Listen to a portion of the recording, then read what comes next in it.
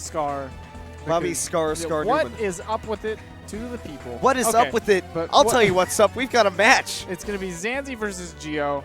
Basically, Geo versus Tall Geo. Going to be Rob versus Kirby, 9 times out of 10. I totally forgot about that joke. Yeah, me too, until I remembered it. There you go. Hey. So, I mean... Ooh, he's going Camo Rob. I have not seen him use the Camo Rob yet before. I have, and I think Geo likes to counterpick his colors for the stages. Really? So I'm thinking maybe because I've seen him go different colors, but there's some stages I just haven't seen. Some colors I just haven't seen him go.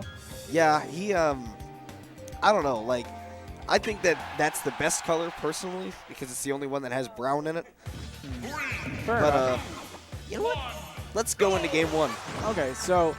It's going to be Kirby, who does have a kind of a hard time getting in its projectiles. Ironically, even though that's his entire like gimmick in his own games, he can't absorb projectiles with his swallow, which is kind of silly. Thanks, Sakurai.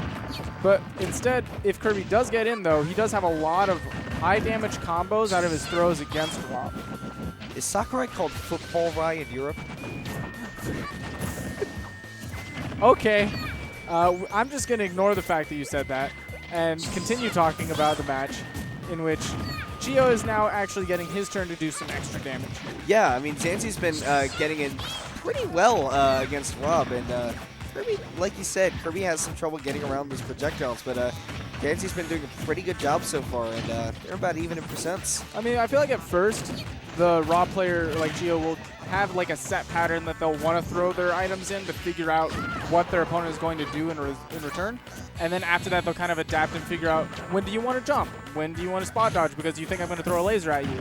And then time your projectiles well to actually keep the opponent out. But right now, Zan's doing a really good job of adapting, making sure he doesn't get caught by any of those mind games by Geo, jumping straight over that laser and actually just getting some straight damage. Yeah, and we saw Xanzy go and pick up that gyro and instead of trying to use it offensively, just threw it away. And with Kirby, that's not so great because his throwing power isn't necessarily powerful. Right, but he does at least keep it away from Rob. Sassy has actually told me that in the matchup, Rob versus Rob, if one of them has the other person's gyro, it's a 90-10 matchup, or like a 100-0 matchup. Basically, Rob without a gyro is an infinitely worse character. Oh, yeah. And, I mean, Gio's one of those Rob players that very heavily relies on the gyro. You're going to see it there.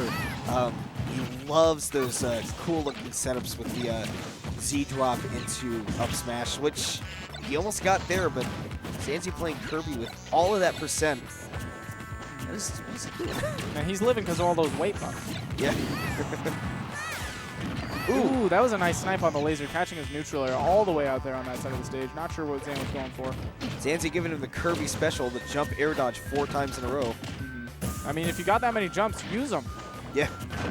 And Gio did a great job of mashing out. Ooh, just caught his jump out of shield there. Really, really smart. Good timing by Gio. He knew that Jam wanted a panic do an option right there. And he's just kind of dropping the gyro, neutral airing, hoping Xanzy runs into him. It's not really working out for him too well yet. You know what's really interesting that is working out? Zan's up Bs.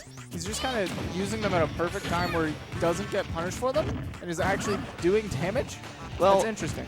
And I think you pointed it out kind of unconsciously, is that Rob is a projectile character and Kirby has problems with that, so why not throw out your own projectile? That was so smart. The way he jumped over that laser, he unfortunately got caught by the gyro right after. Fortunately for Gio, able to catch him using that hammer. Oh my god, the laser! If that laser missed, if that's Gio game 1. Didn't have 2 projectiles to play with against that, I feel like he would have gotten hammered twice right now. Absolutely. MC Hammer's about to file a lawsuit against Xan because Xan's trying to steal his catchphrase. It's hammer time. And, ooh, ow, can't touch this with that up air. There, he was able to connect all the hits, but still was not able to kill Kirby, only being at 79%, despite being a light character. Well, dead even now, so this game can go any direction. Ooh, he read the roll, but in the wrong direction, and then Gio actually able to get the shield punish with the up smash right there. Coming from behind victory. 4 straight smash attacks decide the end of that game. Sometimes that's all you have to do. You just have to throw out the same option a bunch of times. And Hope it works out in your favor. I mean, really, Xan there was doing a really good job of keeping the pressure on Gio, but once those percents started building up, Gio, I think, had an easier time getting the kills because he has some easier kill moves to just kind of throw out when the opponent makes a mistake right there. Yeah, man, I don't know. I don't know about taking Gio to Dreamland because this is kind of Rob's best stage. I mean, he's taking him to the canonical counterpick. He's like, I'm Kirby, I'm from Dreamland, I should beat you here, right? And you know what? This is interesting because about a month ago, I was playing with Xanzy, and he said, I will never pick Dreamland as Kirby because if I up B and Wispy's blowing and I land on the stage, Wispy can just knock me off, and I'll go into freefall.